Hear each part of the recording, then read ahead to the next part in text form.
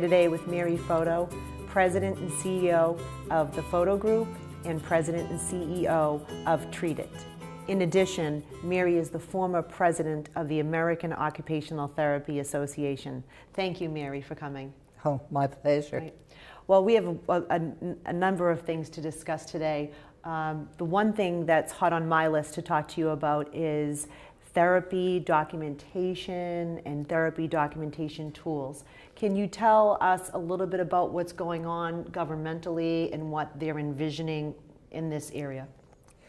Therapy documentation has always been very important, but now with the Impact Act, which it now has finally passed, I think that the need for documentation that clearly reflects the skills that a therapist brings to that patient's treatment and the results from that treatment are of ultimate importance, because without knowing the outcome of the particular treatment, the chances of therapists being able to get in and do the work they should do on a particular case might be jeopardized. Great. Can you tell us a little bit about the intent of the Impact Act?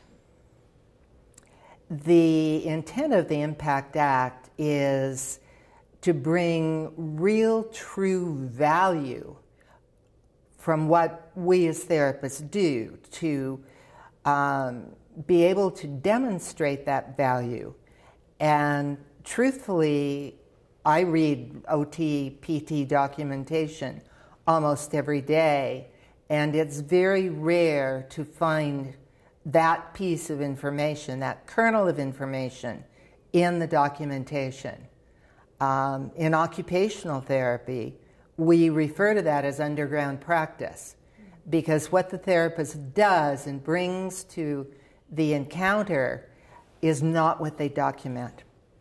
Fascinating. They've learned to document in a very rote, almost technician kind of way, rather than documenting what skills they bring to the encounter. So do you think that a ruling/new type of format will improve the content, or do you also think that more education for the therapists in the industry is necessary, or both? Unfortunately, I think a huge amount of education.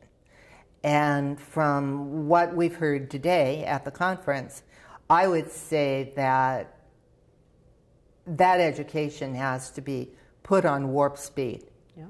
Because there's so much that we as therapists are going to have to change in long-term care, skilled nursing care, in a very quick period of time. Mm-hmm. Very good. Do you think that, I'm a fellow occupational therapist, you're an occupational therapist, you know, you have physical therapy and speech pathology.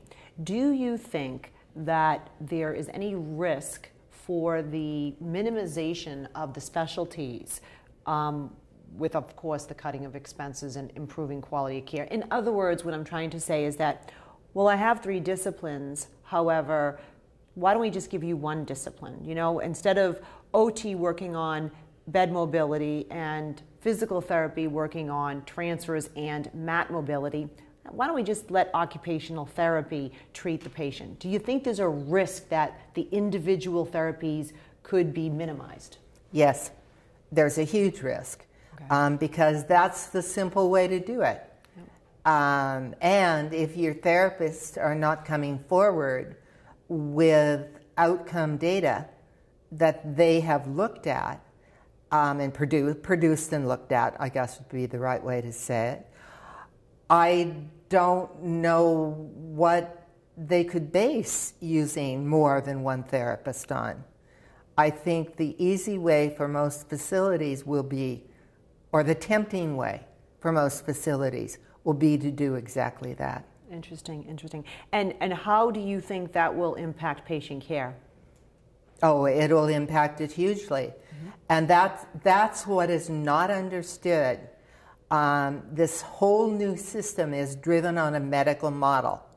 And the medical model doesn't work for anything where there is chronicity or where there are patients that are going to have difficulty recovering even close to the standard of life they had before. What can we do to prevent the dilution of the skill set of the individualized disciplines? The only thing I believe that we can do is to very quickly educate our therapists, educate them to understand what is the skill set they're bringing to a particular patient, and start to collect the data, just facility by facility to begin with. But they have to start to be able to show why each discipline brings a very special skill set, and that all of the disciplines necessary are going to be utilized. Okay, so very good. So we need to educate the clinicians, but what about the governmental entity? What about the groups, Congress, who's looking at the forms, the tools that are being used to give the data? Is that another avenue that we should be looking at? That's a huge avenue. And we should be advocating right now, today, because the issue is right now, this whole system is based on a medical model. Yep. And the truth of the matter is that they're looking to us to do magic, if you will, with patients, and not understanding that they need to recognize that they have to pay for a disability model of care. And if we don't convince them that there needs to be a disability model of care, and that relates to then how much payment would be made for that, we are going to lose mightily.